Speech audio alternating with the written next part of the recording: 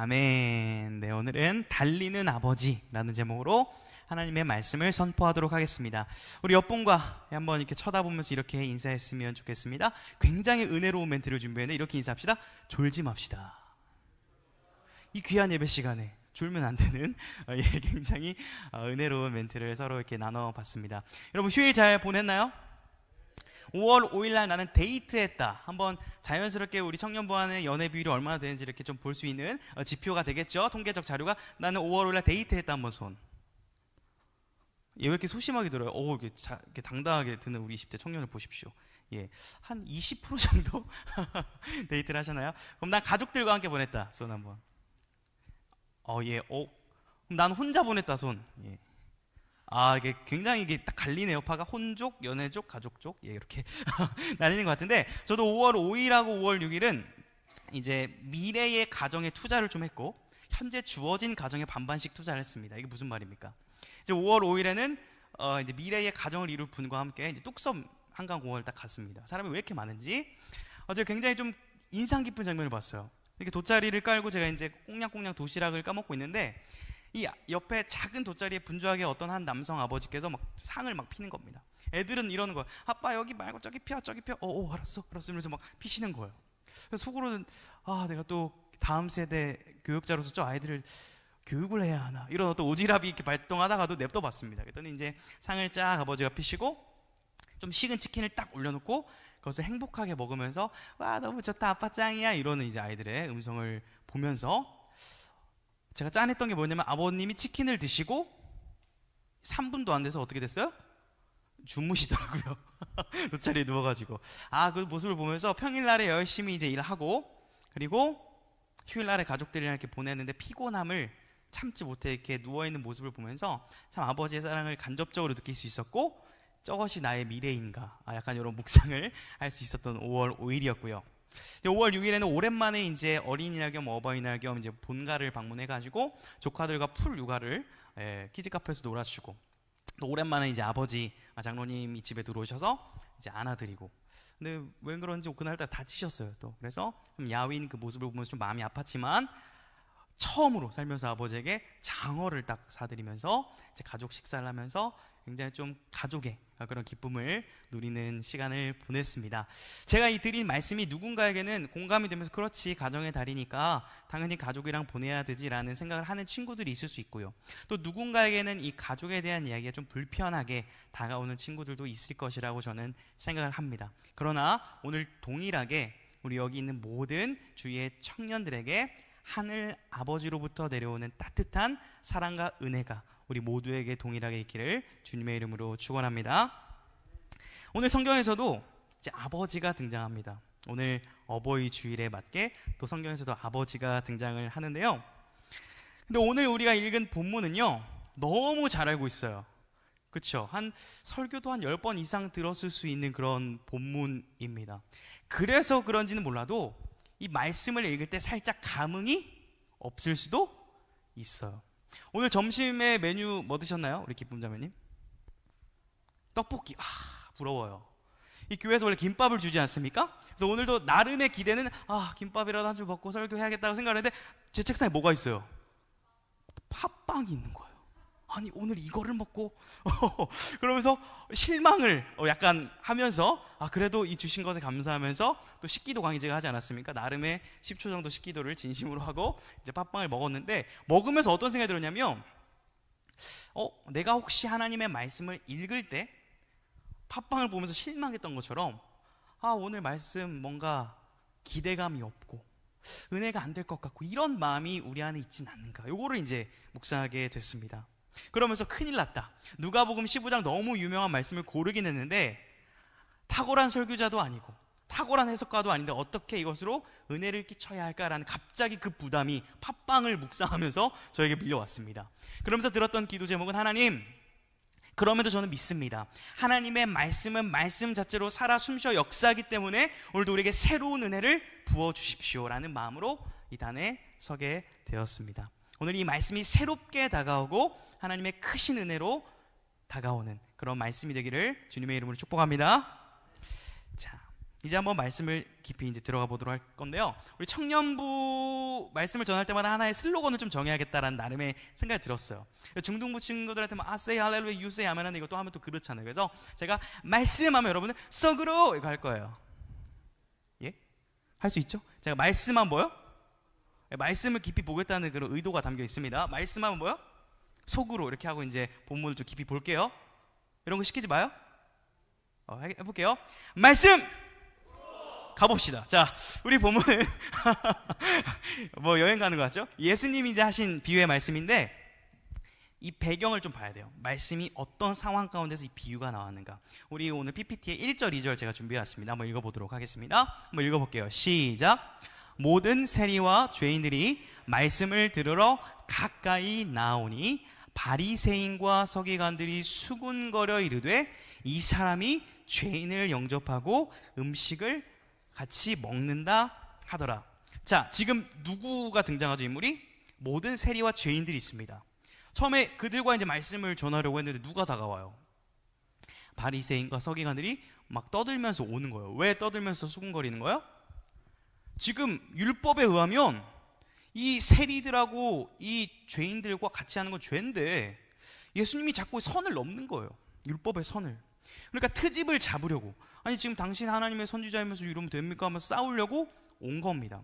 그래서 지금 모든 사람들이 다 있는 상태에서 이 비유의 말씀을 시작하고 있는 상황인 것입니다. 예수님께서는 그 바리새인과 서기관들의 좀 이러한 좀 잘못된 생각을 고쳐주기 위해서 세 가지의 비유를 들어주시는데요. 15장에 이러한 세 가지의 비유가 나옵니다. 첫 번째, 잃은 양의 비유 나옵니다. 두 번째, 잃은 드라크마 비유 나옵니다.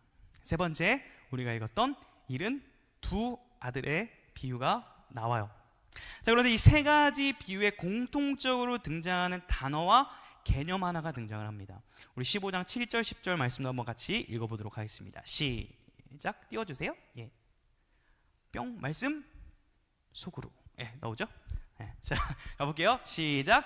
내가 너희에게 이르노니 이와 같이 죄인 한 사람이 회개하면 하늘에서는 회개할 것 없는 의인 99으로 말미암아 기뻐하는 것보다 더하리라. 10절이요. 내가 너에게 이르노니 이와 같이 죄인 한 사람이 회개하면 하나님의 사자들 앞에 기쁨이 되느니라. 자, 첫 번째 비유도 회개하면, 둘째 비유도 회개하면, 그럼 세 번째 비유도 어떤 말을 하고 싶은 거예요? 회개하면, 이 얘기를 하고 있는 것이죠. 여러분, 이 비유가 세 가지라고 말씀을 드렸잖아요. 첫 번째는 100마리 중에 한 마리를 잃어버려요. 100대 1입니다. 자, 두 번째 드라크마 비유에서는 몇 대 몇이에요? 동전 몇 개 나와요? 10개 중에 하나를 잃어버려요. 세 번째 비유는 아들 몇 명 나옵니까? 2명 중에 1명을 잃어버리는. 점점 시선이 어디로 가요? 세 번째 비유로 향하고 있는 것을 우리는 확인을 할 수가 있습니다. 근데 여기서 회개하면이 좀 이상합니다. 이상한 회개예요. 뭐냐면 양을 잃어버렸거든요. 양이 나 하면서 돌아와가면 오, 너 왔구나, 너 회개했구나 기뻐해야 되잖아요. 양은 가만히 있는데 주인이 가서 찾아요. 찾아왔거든요. 찾아온 걸 가지고 회개하면 기뻐한다, 이렇게 하고요. 두 번째, 동전을 잃어버려요. 동전이 따르르르 굴러가서 딱 떨어지겠죠. 근데 그 동전이 다시 굴러오는 게 아니라 주인이 그 동전을 다시 찾으러 가서 동전을 찾습니다. 이 동전을 주인이 찾았는데 회개하면 기뻐한다, 이렇게 나와요. 자, 이 개념이 우리가 세 번째 방금 읽었던 누가복음 15장 11절부터 이해하는 중요한 핵심 개념이 되는 것입니다. 자, 그러면 우리 이것을 가지고 한번 이해를 해볼 텐데요. 첫 번째, 오늘 본문을 통해서 이해할 수 있는 주제 첫 번째는요, 회개의 시작은 절망의 경험으로부터 야기된다라는 거예요. 자, 여러분이 한번 읽어보도록 하겠습니다. 시작. 네, 우리 본문 12절도 이어서 바로 읽어볼게요. 12절 시작. 그 둘째가 아버지에게 말하되 아버지여, 재산 중에서 내게 돌아올 분깃을 내게 주소서 하는지라. 아버지가 그 살림을 각각 나누어 주었더니. 자, 둘째 아들이지 뭐를 달라고 해요? 돌아올 분깃을 달라고 합니다. 쉬운 말로 해드릴게요. 뭐예요? 아버지, 유산 땡겨서 바꿨습니다. 뭔 말입니까? 여러분, 보통 유산은 언제 받는 거예요? 몰라요? 아직 안 받아봐가지고. 예. 유산은 언제 받냐면 보통 이제 부모님이 돌아가시고 나중에 이제 받는 것이잖아요. 근데 지금 시대에도 아버지가 살아계실 때 유산 달라고 하면 조금 예의가 많이 없는데, 당시에는 더 가부장적인 사회였는데 이런 말을 지금 하고 있는 것입니다. 거의 페류나라는 말이 요즘 있죠. 그 급 이상의 발언을 하고 있는 겁니다. 저 같은 경우는 이제 아버지랑 굉장히 친합니다. 이제 아버지가 신앙의 선배이고 또 부모님이기도 하고 또 장로님이시기도 한데, 굉장히 친구 같은데 10대 때 딱 한마디 못했어요. 아빠한테. 무슨 말 못했을까요? 돈 달라, 이 말은 못했어요. 이 돈 달라는 말을 누구한테 하죠, 여러분? 저 지금 대화 돈 달라는 말 누구한테 하죠? 희준 학생? 부모님. 아빠한테도 해요? 굉장히 또 친밀한 아버지와, 저는 또 엄마한테 이렇게 달라고 했고, 아버지한테 돈 달라는 말 하기가 좀 그랬어요. 돈을 이제 일을 힘들게 하시는 걸 아니까. 제 입장에서 처음에 이 말씀을 읽었을 때 허걱했습니다. 아버지한테, 살아계신 아버지한테 유산 줘! 딱 이 얘기거든요. 2020년에 유행했던 멘트가 하나 있습니다. 우리 옆 사람을 한번 봅시다. 이렇게 한번 이 멘트를 날려보겠습니다. 너 인성 문제 있어? 한번 옆 사람한테 시작. 이게 이제 세상적으로 이슈가 됐던 멘트인 거 아시죠? 우리는 한번 신앙적으로 이렇게 한번 옆 사람한테 물어보세요. 너 신앙 문제 있어? 한번 물어보세요. 대답하세요. 문제 있으면 네라고 하시고 아니면 아니라고 하시고. 거의 그 급입니다. 인성과 신앙과 성품에 많은 결격 사유가 있는 그런 둘째 아들입니다. 그런데요, 우리 아버지는 너무나 선하시고 좋은 분이세요. 둘째 아들이 달라고 했잖아요. 이 12절에 보면요, 둘째 아들이 달라고 했는데 그 모든 돌아올 분깃을 나눠가지고 둘 다에게 줘요. 첫째 아들은 가만히 있다 어떻게 된 거예요? 얻은 거예요. 굉장히 좋으신 아버지입니다. 자, 그런데 이 인성에 문제 있는 둘째 아들, 돈을 받고 며칠 뒤에 어떤 일이 일어납니까? 집을 나가죠. 집을 나갔는데 최대한 어디까지 가요?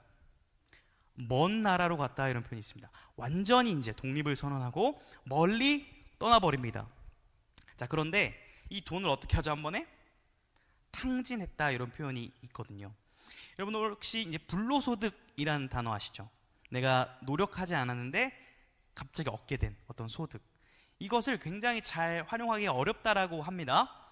작년에 한번 유튜브에 어떤 제가 가끔 보는 프로그램 중에 로또 1등 당첨된 사람들은 어떻게 살까? 뭐 이런 주제로 이렇게 인터뷰한 그런 유튜브 영상이 있었습니다. 그래서 한 4-5명 정도 찾아가가지고 인터뷰를 했었는데요. 여러분 혹시 로또 1등 당첨되면 뭐 하실 거예요? 우리 하영자매님?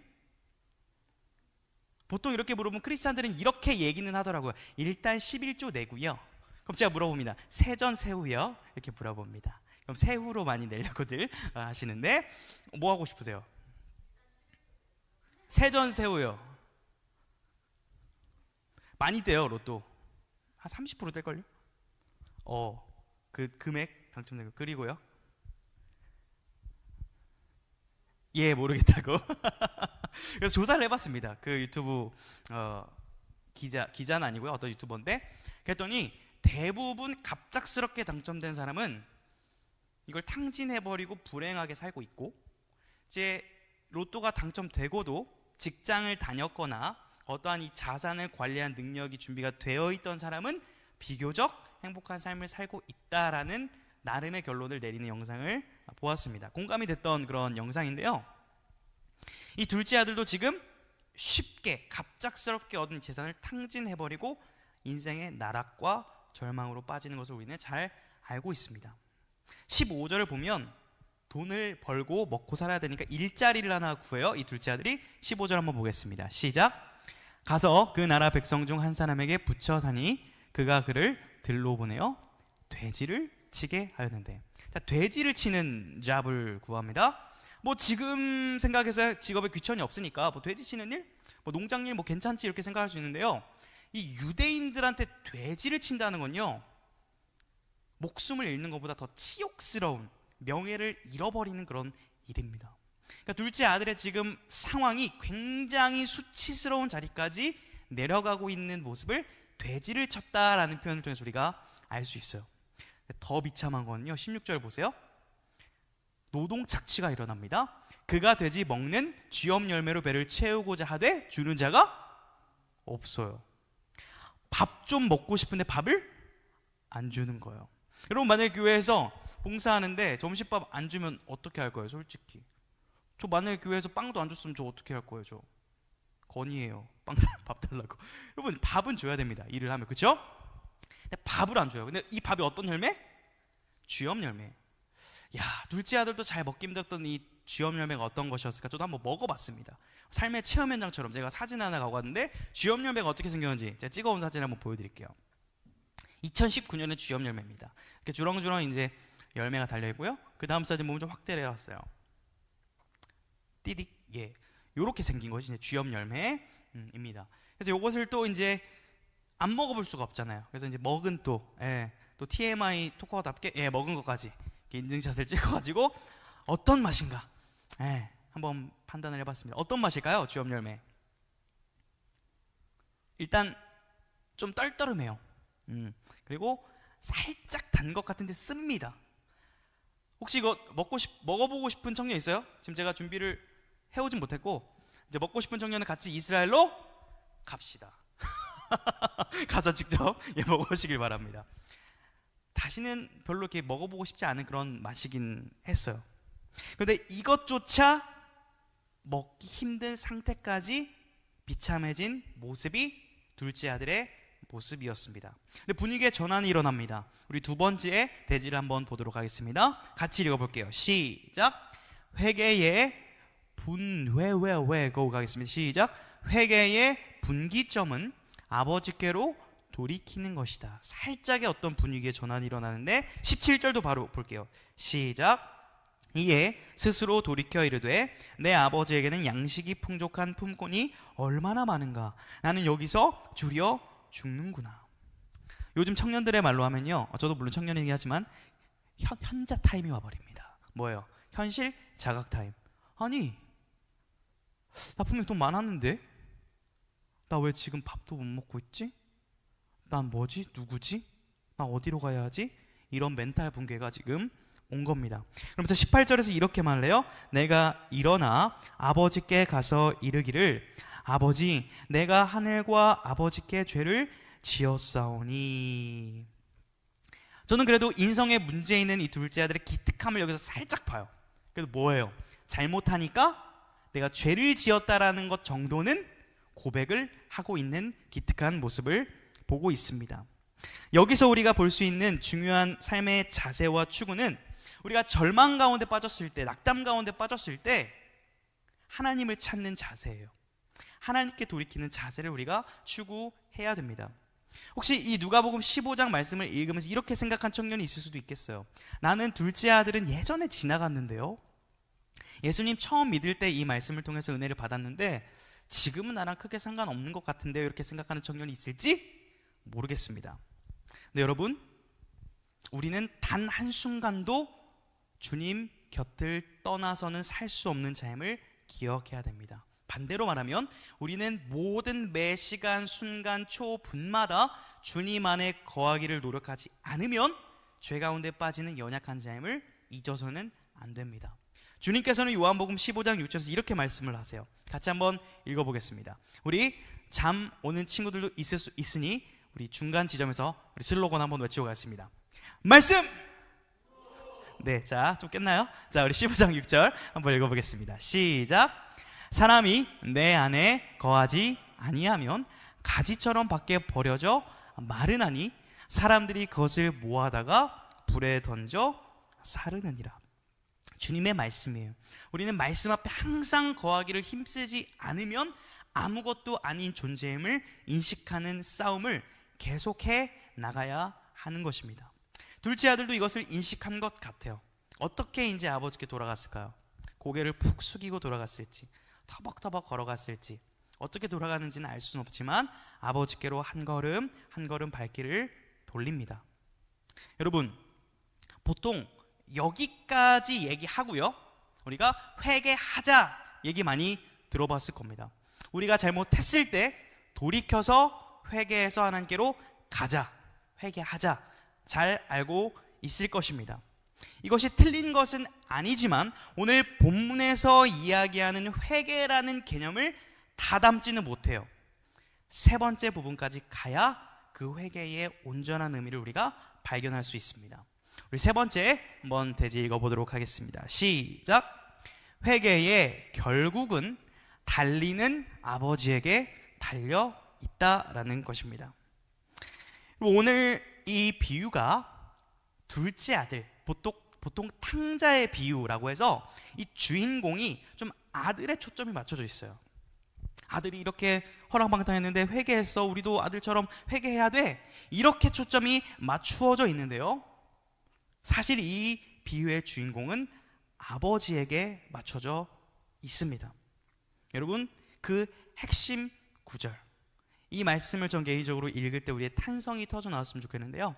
20절 말씀을 한번 꼼꼼히 읽어보겠습니다. 20절 말씀 시작.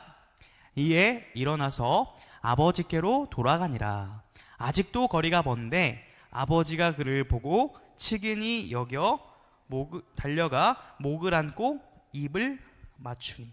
자, 거리가 멀어요. 아직 거리가 먼데 아들을 보고 측은히 여기고 달려가서 목을 안고 입을 맞춥니다. 뭔가를 많이 하세요, 아버지가. 자, 그런데 여러분 퀴즈를 하나 내겠습니다. 맞추는 분에게는 저랑 개인 면담권 선물로 드리도록 하겠습니다. 맞출 의지가 없어 보이는데, 첫 번째, 아버지가 달려가고 안아준 이유를 제가 퀴즈를 낼게요. 객관식으로 낼게요. 1번, 예상보다 빨리 돌아와서 놀라서. 방황이 더 길 줄 알았는데. 두 번째, 꿀밤을 때려주려고. 자, 3번, 보고 싶었어서. 4번, 살리려고. 몇 번일까요? 은별자매님 혹시 몇 번일까요? 3번. 보고 싶었어서. 좋습니다. 혹시 예상보다 빨리 와서 1번 고른 친구 없습니까? 뭐 방학기간이 한 10년 될 줄 알았더니 뭐 1년 만에 돌아와서 아버지가 기뻐서 뭐 이렇게 생각할 수도 있잖아요. 답은 4번이에요. 살리려고. 거리가 먼데 아버지가 봤다라는 것은 계속 한순간도 놓치지 않고 주목했다는 거. 언제 돌아올까? 기다렸다라는 거죠. 그리고 그 기다림의 끝에 오자마자 바로 달려갑니다. 그 달려간 이유는 살리려고라는 말씀을 드렸습니다. 여러분, 근데 우리는 그냥 말씀을 읽었으니까 그냥 뭐 아버지가 아들이 반가워서 뭐 살리려고 달려갔나 보다 생각할 수 있는데요. 이 비유를 듣고 있던 사람들이 누구라 그랬습니까? 아까 뭐 세리, 뭐 바리새인, 서기관들이었죠. 아버지가 달린다라는 이 비유, 예수님 비유를 듣자마자 바로 컴플레인을 걸었을 확률이 높아요. 왜요? 당시 아버지들은 달려요, 안 달려요? 안 달립니다. 우리도 조선시대 때 이렇게 양반들을 어떻게 걸어요? 저도 이제 제가 양반이었는지 어딘지 잘 모르겠지만 이렇게 걸을 수 있잖아요. 날이 참 좋구나. 품위를 이렇게 지키는 거예요. 아버지들도 달리지 않았습니다. 자, 그런데 아버지는 달려갔죠. 여기서 더 충격적인 건 지금 목을 안고 입을 맞추는 얘기를 들었을 때 3단 콤보 충격입니다. 이 바리새인들한테는. 아니! 이 아들이 지금 죽어야 되는데 왜 아버지가 달릴 뿐만 아니라 왜 입을 맞추는 거야? 예수, 너 무슨 이상한 비유를 하는 거야? 라고 컴플레인을 걸어도 할 말 없을 만큼 이상하게 느껴지는 비유인 거예요. 왜 그러냐면 아들의 행동은 율법에 의하면 죽어야 되는 죄였기 때문입니다. 자, 우리 이것을 말씀을 통해서 눈으로 확인을 해볼 건데요. 이 말씀 속으로 이걸 좀 유치한 걸 가르쳐줬더니 좀 시시한 것 같아요. 그래서 조금 더 그 윗단계 슬로건을 하나 가르쳐 드리도록 할게요. 제가 개발한 건 아니에요. 말씀 속으로는 제가 개발한 거고, 한 가지의 슬로건, 종교개혁자 존 칼빈이 외쳤던 슬로건을 한 가지 알려드릴게요. 자, 제가 먼저 하고 따라 할 거예요. 말씀은 말씀으로 풀어야 한다. 요건 이제 종교개혁자 칼빈이 했던 얘기입니다. 자, 오늘 본문을 이해하기 위해서 우리가 구약 성경을 좀 살펴볼게요. 레위기 20장 9절을 보도록 하겠습니다. PPT에도 있는데요. 우리 자매들만 조금 엄중한 목소리로, 왜냐면 죽인다라는 표현이 나오거든요. 그래서 자매들이, 남자들이 하면 너무 엄중할 것 같아서 우리 자매들이 좀 무서운 목소리로 한번 읽어주시면 감사하겠습니다. Let's go.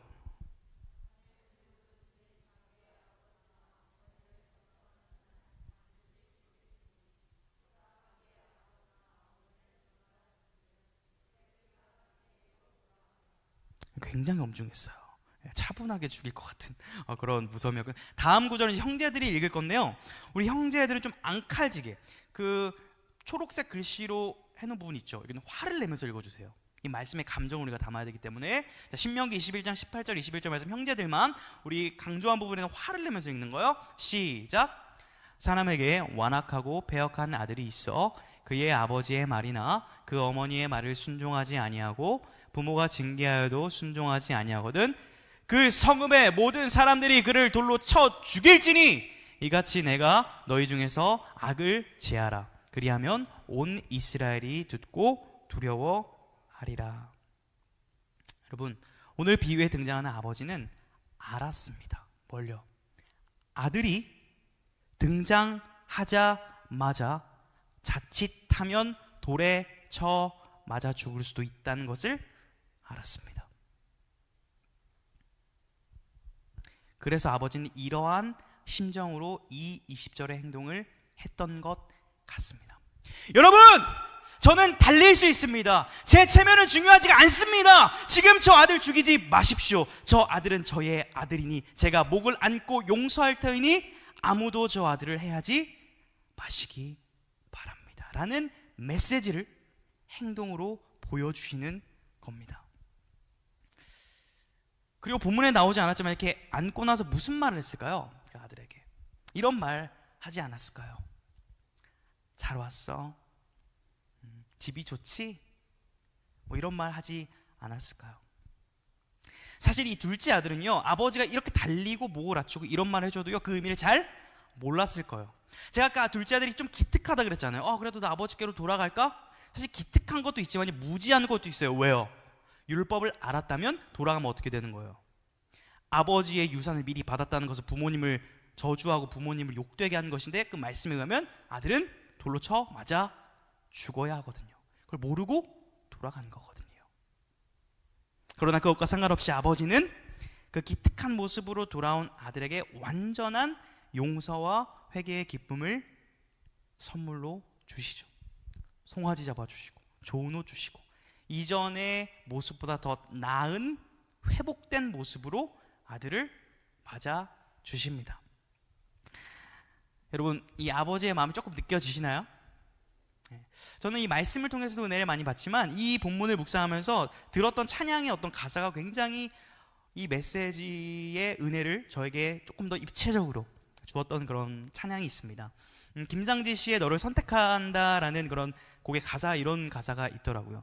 제가 부를 것으로 예상하겠지만 부르지 않고 가사로만 좀 이렇게 우리가 의미를 생각해 보기를 원해요. 귀하고 아름다운 나의 사랑아, 나의 모든 마음을 너에게 준다. 어디에 있든지 무엇을 하든지 상관하지 않고 너를 사랑한다. 내가 나를 사랑하지 않아도 상관하지 않고 너를 사랑한다. 나는 언제나 너를 선택한다. 내 모든 것을 포기해야 한데도 나는 언제나 너를 선택한다. 내가 잘난 사람이 아니어도, 다른 사람들이 손가락질을 해도 난 항상 변함없이 나는 언제나 너를 선택한다 라는 것입니다. 저는 이 찬양의 가사를 묵상하면서 아버지의 체면과 채통과 명예는 다 포기를 하더라도 아들을 선택한 그 아버지의 사랑을 묵상해 볼 수가 있었습니다. 그리고 오늘 이 본문의 스토리는 24절에서 1단락 이렇게 마무리됩니다. 24절 우리 함께 읽어보겠습니다. 시작. 이 내 아들은 죽었다가 다시 살아났으며 내가 잃었다가 다시 얻었노라 하니 그들이 즐거워하더라. 사랑하는 우리 청년 여러분, 아버지께서는, 하늘 아버지께서는 여러분을 사랑하시되 선을 넘으시기까지 사랑하여 주셨습니다. 결국 이 비유는 어떤 것을 드러낼까요? 이 비유를 하고 계신 예수님은 어떤 마음으로 이 비유를 가르치셨을까요? 그것은 결국 죽었던 우리를 살리시기 위하여 하나님이신 독생자 예수님께서 선을 넘어서 십자가로 달려가 죽기 위한 그 예수님의 사역을 담아내고 있는 비유입니다. 예수님의 삶은요, 예수님의 가르침은요, 모든 표적은요 사실 한 곳으로 향하고 있어요. 모든 복음서를 보면 어디로 향하고 있냐면 십자가로 그 모든 사역이 집중되는 것을 우리는 볼 수가 있습니다. 결국 오늘 말씀도 예수님이 선을 넘고 시간을 뚫고 육신을 입고 이 땅에 오셔서 죽어야만, 그 모든 것을 포기하셔야만 우리를 살릴 수 있다라는 그 하나님 나라의 원리, 아버지의 사랑을 보여주시는 말씀인 것입니다. 여러분, 그 예수님의 십자가의 사랑 때문에, 아버지의 사랑 때문에 우리가 오늘 이 자리에서 이렇게 편하게 예배드리고 있는 것 아니겠습니까? 저는 이 본문을 통해서 우리가 아버지를 향한 감탄과 경애와 존귀와 찬양이 터져나오기를 주님의 이름으로 소망합니다. 우리 신실하신 하나님께 한번 영광의 박수 올려드릴까요? 여러분, 그런데 우리가 이 말씀을 아는데요, 복음을 믿는다고 하는데요, 이 사랑을 안다고 하는데요, 또 어때요? 솔직히 넘어집니다. 또 실패합니다. 세상의 품이 하나님의 품보다 좋을 때가 더 많은 것을 저도 부인하기 쉽지 않아요. 그런데요, 여러분, 그럴 때마다 오늘 말씀을 통해서 한 가지를 기억하시기 바랍니다. 하나님은요, 단순히 여러분을 기다리시는 정도가 아닙니다. 하나님은 지금도 어떻게 하고 계십니까? 여러분을 향하여 달리고 계십니다. 열심을 내고 계세요. 내가 너와 함께하고 싶고 너를 용서하고 싶고 너와 함께 교제하고 싶구나라고 하면서 아버지의 그 달리는 열심이 계속 우리 곁에 머물고 있어요. 이제 어떻게 하면 돼요? 우리는 돌이켜 그 아버지의 품에 안겨 아버지께서 안아주시고 입을 맞춰주시는 그 사랑을 느끼기만 하면 되는 거예요. 언제? 절망스러울 때, 실패했을 때, 넘어졌을 때, 끝까지 나락으로 내가 내려갔을 때 하나님 품으로 돌아가는 것, 이것이 우리가 할 수 있는 유일한 신앙의 행위일 것입니다. 우리 날마다 하나님 아버지의 품에 안겨 그 사랑의 풍성함을 누릴 수 있는 우리 모든 청년 될 수 있기를 주님의 이름으로 축복합니다. 우리 말씀을 기억하면서 찬양하겠습니다. 주님 앞에 우리 내 모습 이대로라는 찬양 우리 부르면서, 하나님 지금 내 상태가 어떠하든지, 내가 지금 기쁘고 성령 충만하든지, 또는 누군가는 힘이 없고 연약한 상황 가운데 있든지, 누군가는 나는 지금 아무런 문제는 없긴 하지만 평온한 것 같지만 왜인지 모르겠는데, 뭔지 모르겠는데 기쁘지도 않고 슬프지도 않고 그저 그런 상태에 있는 모든 분들 다 괜찮습니다. 우리에 있는 모습 그대로 우리 달리는 아버지의 그 품 안에 이 시간 찬양을 통해 안기기를 원합니다.